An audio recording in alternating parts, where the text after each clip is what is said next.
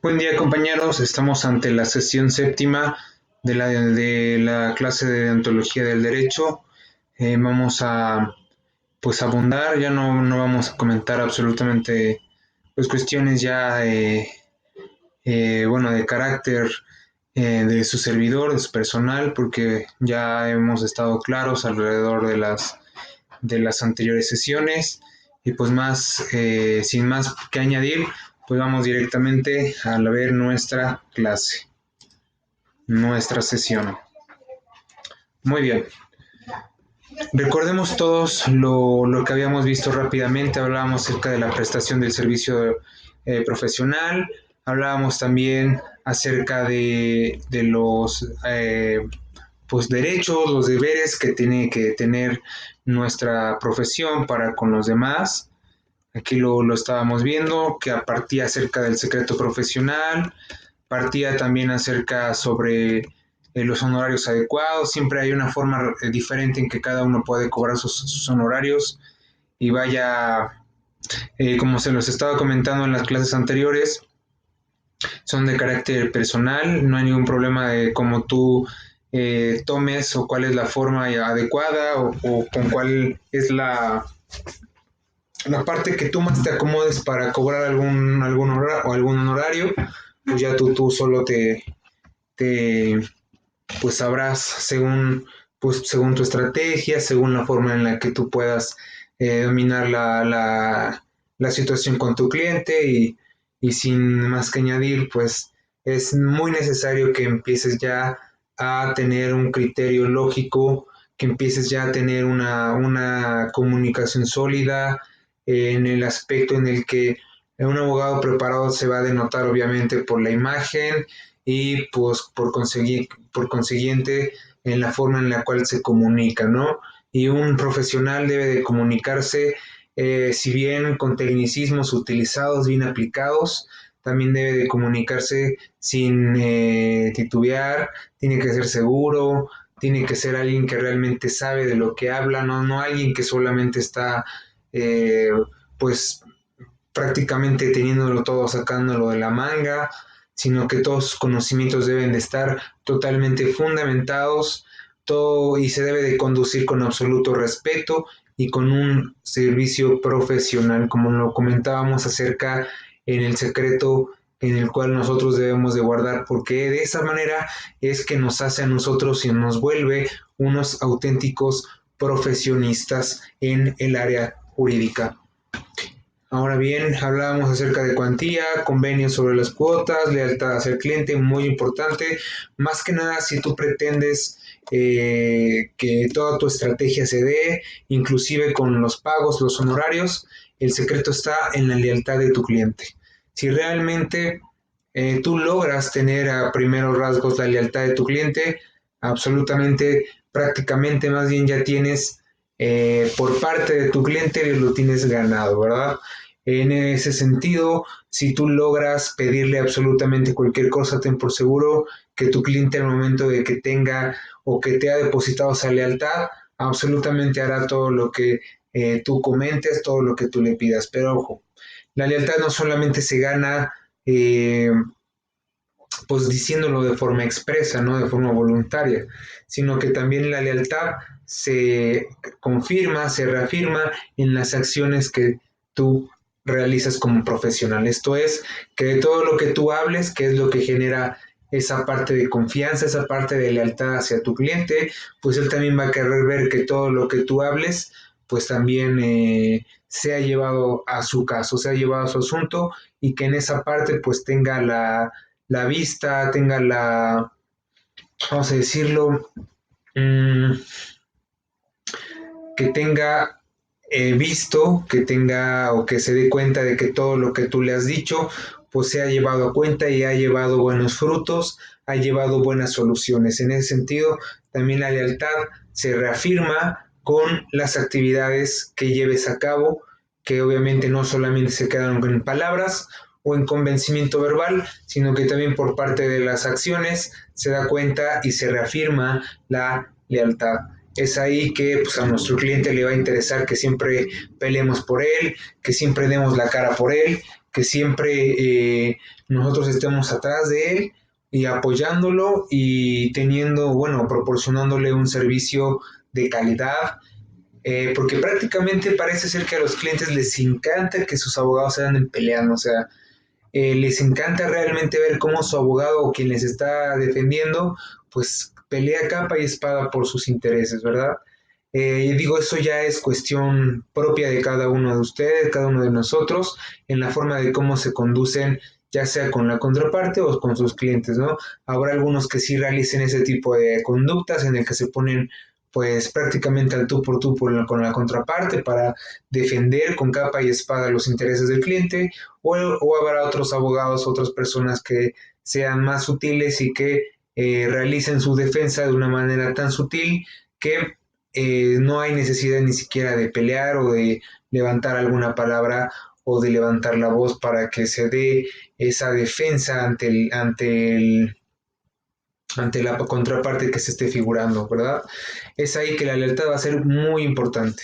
Ahora bien, vamos a los colegios de profesionales. Estos colegios de profesionales se tienen que crear para la regulación de nuestra actividad profesional y vamos a verlo enseguida. Dice, los colegios de profesionales son el medio más adecuado para preservar y fomentar sus valores toda vez que han respondido invariablemente a la necesidad de unión, defensa y elevación de sus asociados a nivel ético, técnico y científico. Esta preocupación se ha destacado en los gremios de artistas, arquitectos, abogados, notarios, ingenieros, contadores, médicos y etcétera, unidos en colegios de orígenes antiquísimos y de noble tradición.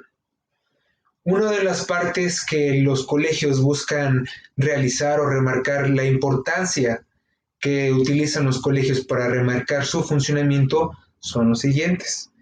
Protegerse entre sí mismo, entre la misma parte colegiada, y proteger a sus familias, lo que da origen al nacimiento de incipientes mutualidades. Esto es, tú defiendes mi parte, yo defiendo la tuya. Tú defiendes mi familia, yo defiendo tu familia en una esfera de colectividad en el que el apoyo se convierte en algo mutuo. El segundo, influir en las universidades, en los planes de estudio y con el Estado en la elaboración de leyes relativas a su materia. Aquí hay dos cuestiones diferentes que son de muchísima envergadura para el estudio y prácticamente la enseñanza del derecho. Nos habla primeramente de que los colegios también puedan servir para implementar o para mejorar los planes de estudio de las universidades, en el cual esto es de suma importancia, porque realmente para poder realizar una planeación académica adecuadamente se necesita saber, es lógico, acerca de la carrera que se va a impartir y de los conocimientos que se tenga para que estos sean transmitidos hacia el alumnado.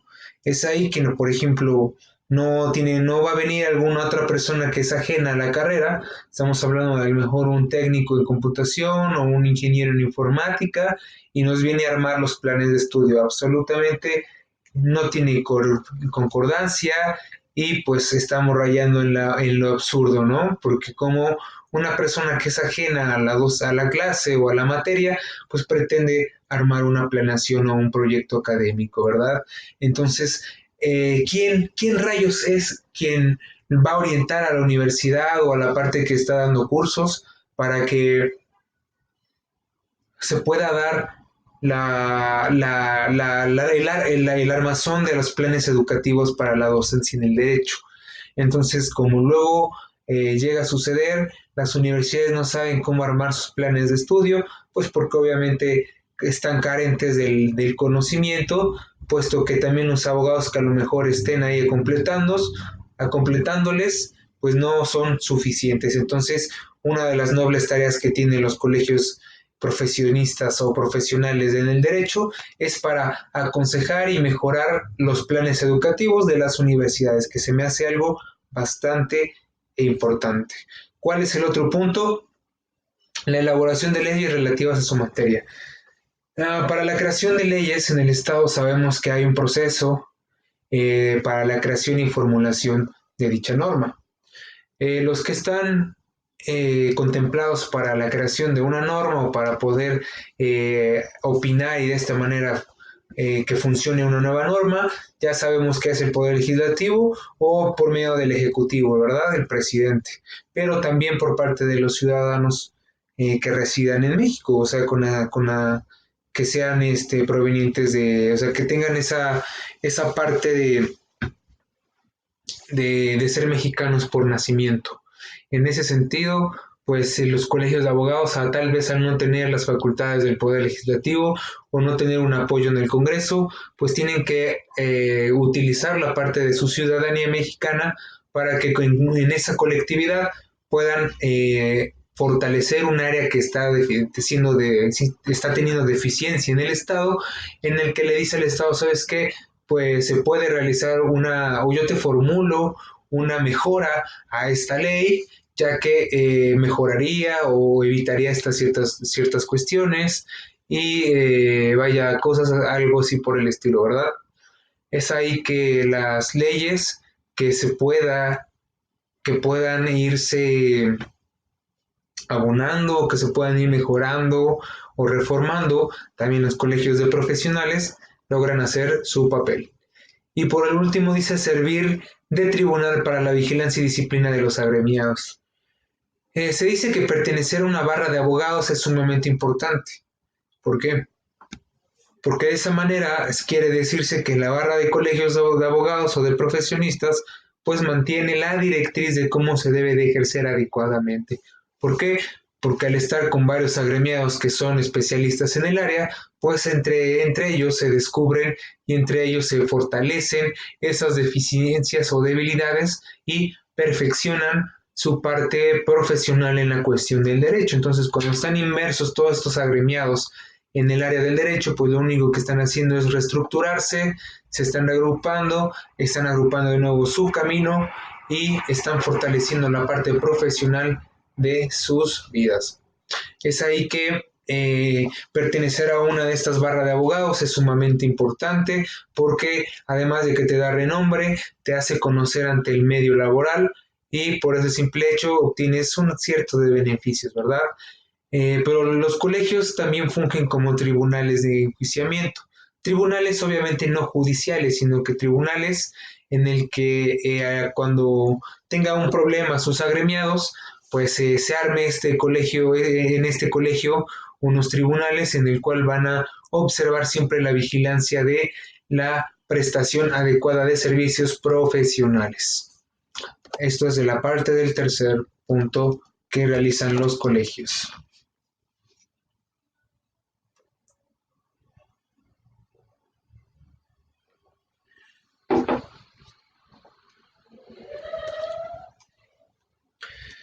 Vamos a ver rápidamente cómo se crearon los colegios de profesionistas en México, ¿vale? Como ejemplos históricos pusimos la de 1573, es en donde se crea por primera vez la organización de escribanos de la Nueva España denominado Cofradía de los Cuatro Santos Evangelistas. En esta cofradía lo que se busca hacer es velar por la justicia tanto de españoles, tanto como nativos peninsulares, los españoles peninsulares, en el que se busca la total igualdad y el apego máximo al derecho y a la ley que estaba impuesta también por los reyes católicos. Entonces, en la Nueva España, por primera vez en 1573, se realiza o se conforma un grupo especializado para la vigilancia de las cuestiones jurídicas denominado la Cofradía de los Cuatro Santos Evangelistas.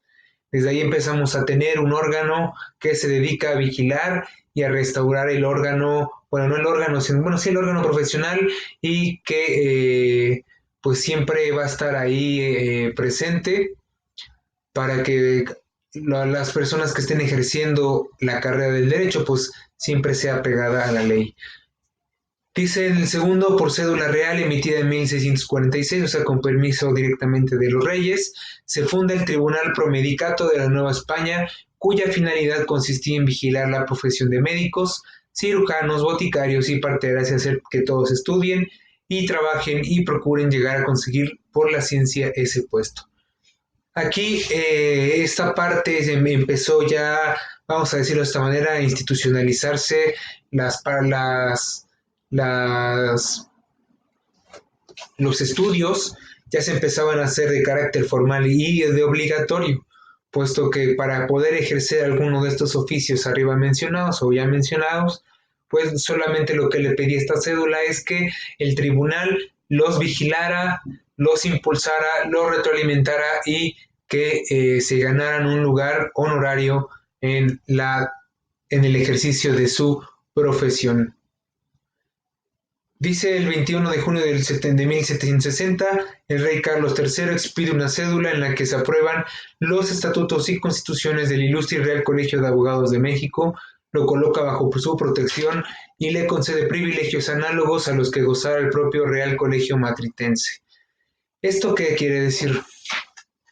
Que bajo la cédula real del rey Carlos III, pues se da oficialmente la creación del Real Colegio de Abogados de México, en el cual les da privilegios de carácter análogos, esto es privilegios intrínsecos, que por el simple hecho de permanecer en ese colegio ya tienen algunos beneficios, obviamente de beneficios que son limitados, pero más sin en cambio ahí están, y que pues aquí nos dice que se le concede el privilegio de también gozar de otro de los grandes colegios de abogados, que es el Real Colegio Matritense allá en Madrid. Así comienza la historia de los colegios profesionistas.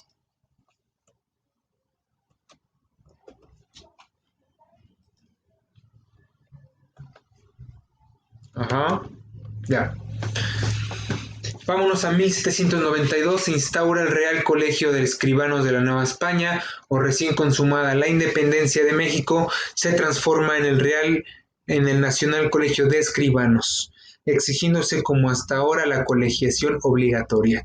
Aquí es algo muy importante, puesto que la colegiación obligatoria, y ahorita vamos a tocar ese tema, pues es una de las grandes cosas cuestionables, puesto que se dice que para que un abogado pueda realmente ejercer el cargo, debe de estar obligatoriamente colegiado y vigilado por un órgano para que éste no caiga en usos, pues,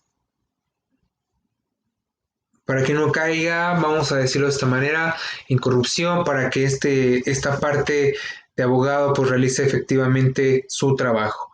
Dicen el E, también a partir de la independencia de México, el Ilustre Real Colegio de Abogados de México se convierte en el Ilustre y Nacional Colegio de Abogados y continúa la colegiación obligatoria.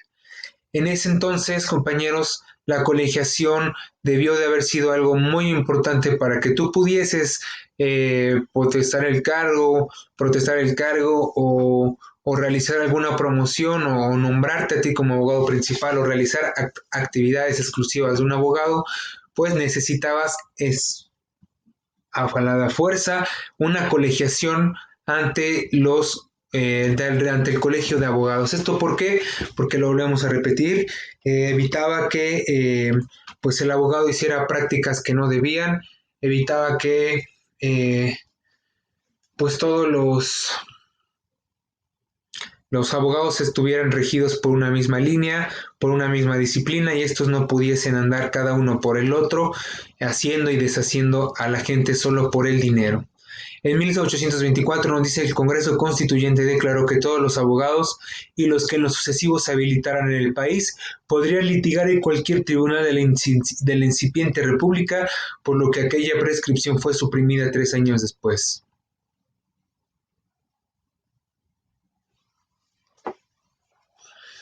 Aquí, compañeros, nos habla que el Congreso ya constituyente, estamos hablando en la época de la Reforma, en la época de Benito Juárez, nos dice que a todos los abogados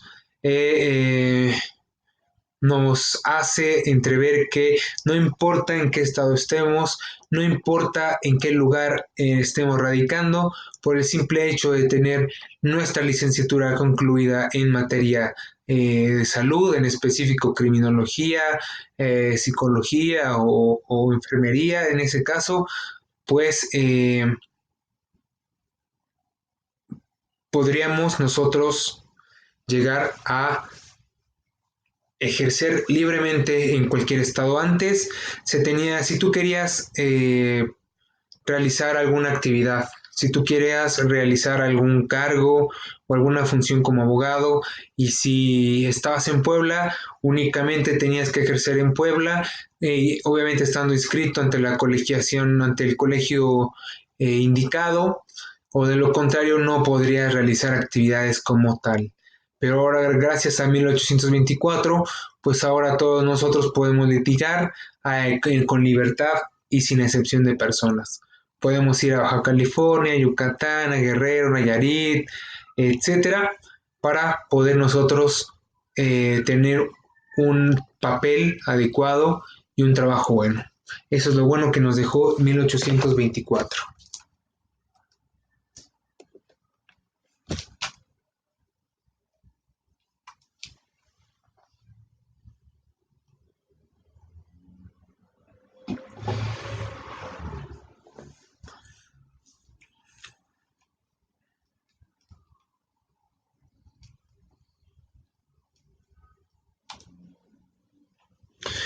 En 1834, el entonces presidente de México, Valentín Gómez Farías, quien gozaba de facultades legislativas, promulga la ley sobre el examen de abogados, norma que allana aún más el libre ejercicio profesional de esta disciplina. Para que nosotros pudiésemos una vez acreditar los estudios de un abogado o de algún activista profesional bajo el sexenio de este presidente, era sumamente obligatorio que éste nos impusiera un examen para acreditar adecuadamente si nuestros conocimientos fueron enseñados adecuadamente, y que en ese sentido nosotros pudiésemos mencionar a todo el mundo a grandes rasgos que nosotros sabemos realizar las actividades jurídicas. En ese sentido, bueno, ya es cosa que, que es de cada universidad. Por ejemplo, cada universidad en sus métodos de, en sus métodos de proceso de titulación tienen varios. Hay algunos que dan prioridad a la tesis, hay otros que dan prioridad a exámenes profesionales tipo Ceneval, hay otros que dan preferencias sí, a tesis, claro, u otros están con tendencias por realizar alguna otra opción, ¿no? En ese sentido, pues es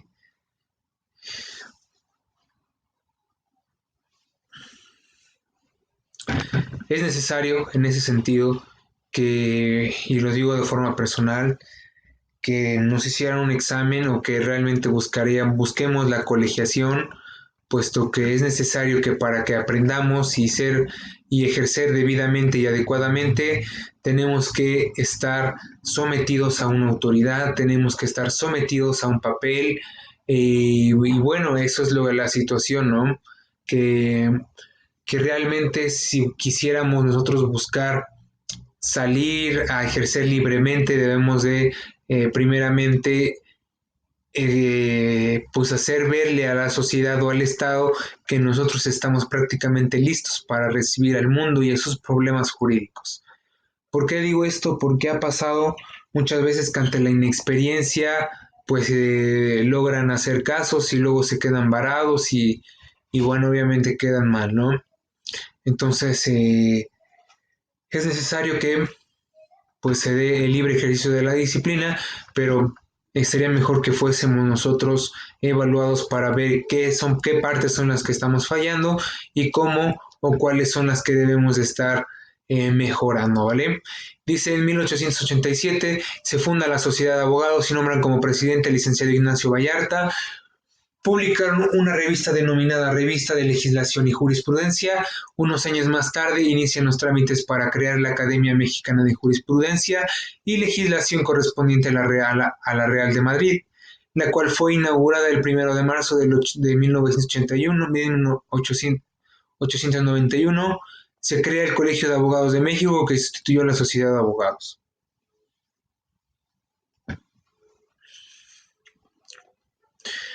Esta situación, compañeros, parte acerca de que en el 87 se crea, o más bien se comienza a llevar a cabo la formulación de un colegio totalmente de abogados, en donde esa barra fuese en la punta más alta de la profesión, puesto que siempre va a ser la organización. La organización, sea cual fuese la parte o el trabajo, las organizaciones toman un gran despunte y un gran revuelo, puesto que son la clase trabajadora, una clase que necesita de todos los cuidados. Continuamos.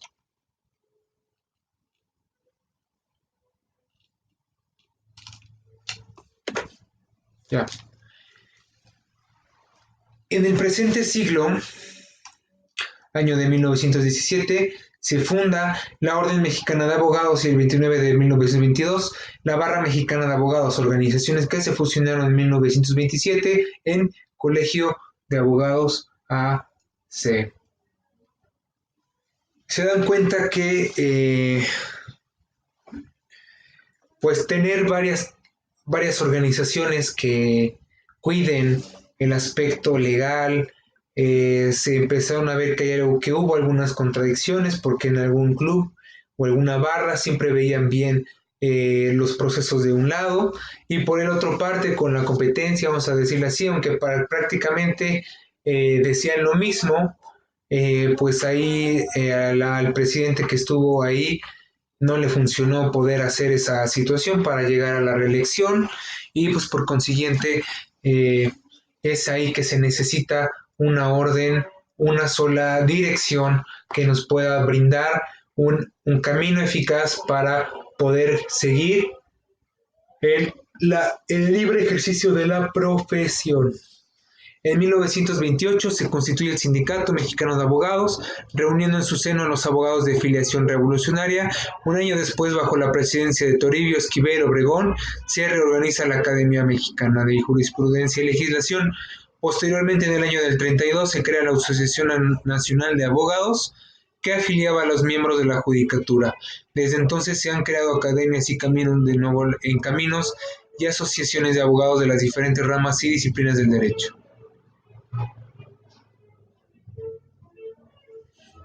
Podemos ver, compañeros, que pues al haber una parte de barras, al haber una parte de organizaciones que estén velando por las actividades jurídicas profesionales, pues se dan cuenta que siempre iban a recaer en alguna contradicción los unos con los otros y de esa forma pues iba a evitar llevar un proceso adecuado, un proceso bien o iba a generar conflictos a posteriori, ¿verdad? Es ahí que mejor se piensa para crear un solo órgano que pudiese controlar a todos, teniendo como principalidad o como teniendo como parte principal la paz, la no agresión y que se respetaran los derechos de sus trabajadores, que en este caso eran abogados, y que por último se les fuesen pagados o doblados el turno o doblados en cuestión de pago, debido a que estos dicen que se presenta una situación en la que el abogado se está en total confusión, está solo, no sabe moverse cuando está enfrente de alguna organización jurídica y que es por eso mismo que cada uno de nosotros debemos colegiarnos.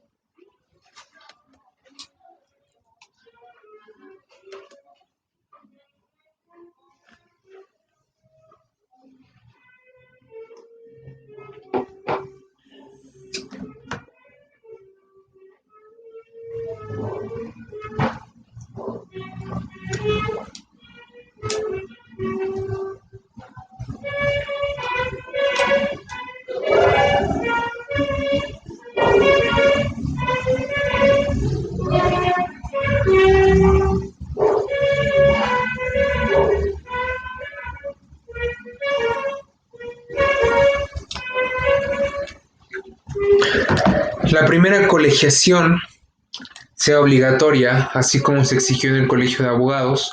En cuanto al de notarios, es una obligación que hasta ahora subsiste. Tal vez la barra de abogados en la actualidad no tiene la facultad de colegiarse para poder funcionar o para poder ejercer adecuadamente, más sin en cambio los notarios públicos sí deben de pasar por la escuela de notarios, esta institución que se encarga de formarlos, de controlarlos y de vigilar adecuadamente sus funciones. Esta es la que esta es la parte que aún subsiste porque los notarios deben de estar totalmente colegiados para trabajar o realizar actividades profesionales debidas. La segunda posición que el Estado por medio de sus leyes permite la colegiación pero no la obliga, o sea, es opcional. ¿eh? O sea, si tú estabas pensando que después de terminar la carrera te tienes que colegiar, absolutamente no, no te preocupes, siempre aquí es opcional. Así lo establece la ley reglamentaria del artículo 5 constitucional relativa al ejercicio de las profesiones en el Distrito Federal, conocida como Ley de Profesiones, que también te invito a que puedas tú investigarla, checarla por tu cuenta para que siguieras aprendiendo. Dice, como tercera y última posición podemos mencionar aquellos países en donde existe una laguna legislativa, pues sus leyes u ordenamientos jurídicos no penden la colegiación a claves bien en cuanto a la colegiación obligatoria. Y en la mayoría de los países está de requisito indispensable para el ejercicio de cualquier profesión.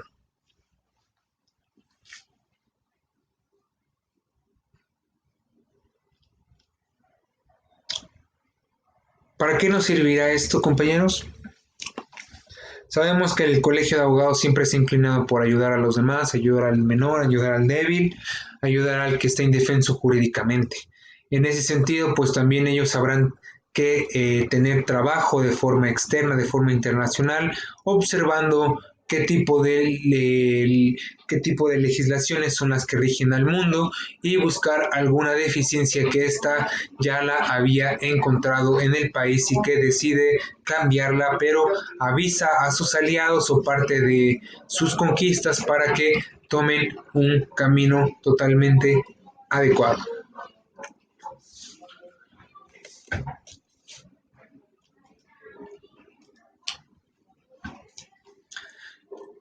En lo personal considero que para fortalecer y asegurar la permanencia y superación de los colegios profesionales, a los agremiados habría que exigirles los siguientes deberes. Como presidente, como cabeza de los colegios de profesionistas, pues siempre tendrás la cuestión de los agremiados, las personas que quieran estar contigo, que quieran trabajar, que quieran realizar actividades económicas y bueno, nos dice que en las asambleas hacer el uso del voto, aportar opiniones y puntos de vista, asistir a las conferencias y eventos culturales, científicos y sociales, formar parte activa en las comisiones de trabajo, pagar oportunamente sus cuotas por su parte es deber de los colegios y de las asociaciones. Para servir del árbitro y conciliador en los conflictos que sus agremiados lo tengan entre sí o con los clientes, defenderlos cuando sea necesario de quien justamente ataque, llamarles la atención cuando no cumplan con sus deberes, buscar la superación profesional, perdón, por medio de cursos, conferencias, mesas redondas o etcétera. Y mantenerlos informados y actualizados en toda clase de cambios relacionados con la profesión. Todos estos son los deberes que tienen que tener la parte de colegiación para sus agremiados para que fuesen inducidos o introducidos al mundo de quien floreció en esta situación. Fueron los mayas los que más sufrieron la pérdida de eh, vaya,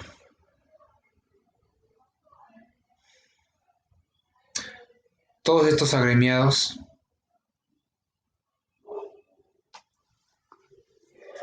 ya sean abogados privados, públicos, de Estado, de carrera, si pretendiésemos nosotros llevar a cabo la colegiación, créanme compañeros, que ni siquiera se hablaría más de la profesión del derecho. Ya no nosotros tengan por seguro que pues haríamos hacer un cambio. haríamos hacer un cambio tanto sociocultural como estatal. Eso lo tengo muy en cuenta. A veces, pues el Estado busca pasar a veces por encima de los ciudadanos acerca de sus gobernantes, y ahí es en donde debemos de estar nosotros para observar, frenar y actuar en contra de quien detenga o no haga prosperar la cuestión de su cliente. Obviamente que para que tengas un deber exclusivo con la compañía, con los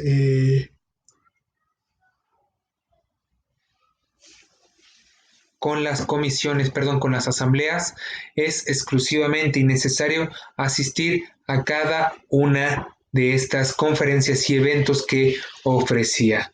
Cuando vemos, por ejemplo, la cuestión de los antorchistas que se van dando poco a poco, se van aglomerando, ya sea porque tengan una buena estrategia de marketing, ya sea porque está regalando algo, o ya sea porque está firmando tal cosa, pues esto hace que se vea, se crea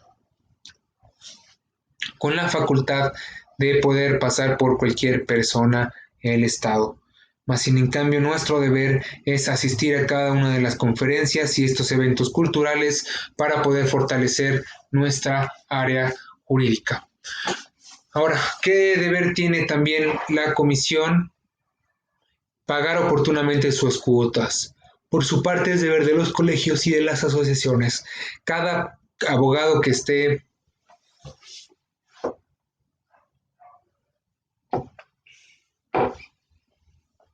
cada abogado que esté inmerso en las cuestiones jurídicas, obviamente sirviendo en todo momento a su gremio, obviamente ya sea los dueños del gremio o las asociaciones o los colegios al que esté inscrito, están obligados a pagar sus honorarios o sus cuotas por servicio, ¿vale? Otro punto muy importante dice servir de árbitro y conciliador en los conflictos que sus agremiados tengan entre sí o con sus clientes. Nosotros vamos a ser mediadores y conciliadores para evitar cualquier caso que se pueda llegar a dar y poder evitar alguna conducta ilícita que pudiese, vamos a decirlo de esta manera, que pudiese pues echar a perder las cuestiones profesionales, ¿vale? Así que vamos a continuar.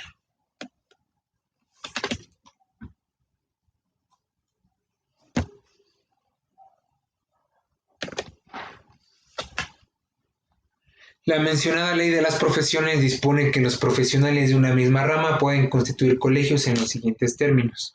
O sea, cualquier persona, si tú estás pensando constituir un colegio o una barra o una asociación, observa esto.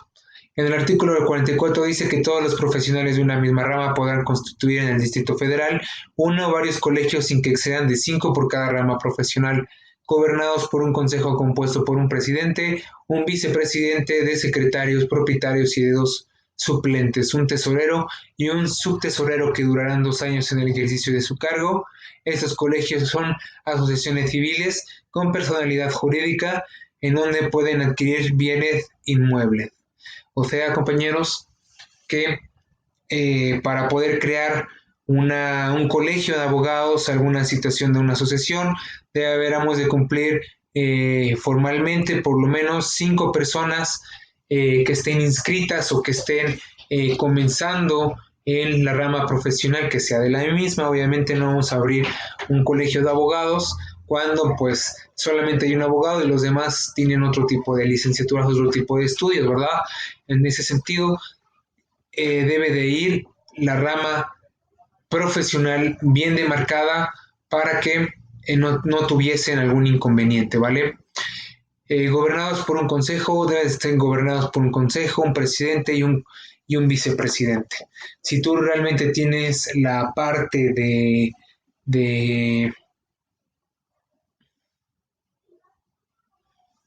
de crear algún colegio o de alguna barra, pues Obviamente tienes que buscar por lo menos a 5 personas de la misma materia, convencerlos y que ellos o que tú te firmes un contrato con ellos para sujetarlos, para amarrarlos y pues lo puedes tener fácilmente.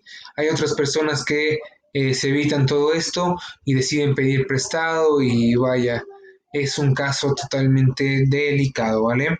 Entonces vamos a continuar. Bien, vamos a quedarnos hasta acá. La ética del servidor público, que es la parte octava y la última que vamos a ver ya en nuestras sesiones. El examen viene como última pregunta justamente cómo se debe de conducir la ética del servidor público para que una vez que vean la última sesión no se ataren, no se vaya no se sientan presionados porque yo entiendo todo lo que ha sucedido y de esa manera a mí me toca, de nuevamente, como lo he comentado en las anteriores diapositivas, me toca ser flexible y me toca ser, pues entender la situación en la que se está pasando y es una forma en la que yo podría apoyarles. La tarea nada más viene también, toca el tema 7, el tema 6 y el tema 5 a grandes rasgos, cuál es su resumen. Nada más pueden colocar los principales puntos, tales como cuáles, por ejemplo, eh, obligaciones del cliente, obligaciones del abogado, requisitos de validez, elementos de existencia, clasificación, definición, etcétera. Todo esto lo deberás de colocar rápidamente en la computadora. Yo te aconsejo que una vez que tú estés viendo tu primer video o el primer video de la clase, pues tengas ya un papel escrito, ya tengas algo en que escribir, en el que vayas realizando pues el resumen para que me lo puedas mandar y lo pueda yo checar y que pues no tengas inconveniente en entregar tu producto para que pueda salir absolutamente bien, ¿vale? En ese sentido, pues sabemos que una de las partes que está muy tocada es la colegiación. Actualmente el gobernador de Puebla, Miguel Ángel Barbosa Huerta, está teniendo o está previendo que se dé la colegiación en Puebla acerca de los abogados. Yo considero que la colegiación debe ser totalmente gratuita si es que se tiene que realizar, debe ser de carácter gratuita y de carácter estatal. Si una persona quisiera realizar o ejercer libremente su profesión para no lastimar el precepto básico de la Constitución mexicana, yo sería de la idea que el Estado pudiese realizar la colegiación por su cuenta. Esto es que libremente nosotros si queremos ejercer, pues seamos totalmente colegiados mediante el Estado que nos certifique y nos autorice y que nos colegie a una barra de abogados, a una asociación en específico, para que en ese sentido podamos realizar las actividades pertinentes y prestar nuestros servicios adecuadamente. Hay algo que también yo me apoyo mucho en esa idea, que lamentablemente la colegiación no se ve como deber en México, ni mucho menos en Puebla.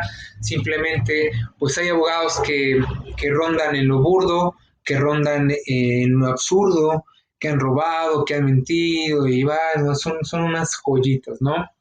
Y en ese sentido no hay alguna autoridad que le pueda, digamos, asustar, llamar la atención, separarle del cargo, no lo hay. Simplemente quien tiene esa capacidad de separar el cargo, pues el juez. El juez es el que mediante su decisión se impone sobre ambas partes y justamente tiene esas facultades de poder, eh, pues ya sea poder separarlos del cargo o imponerles alguna sanción económica.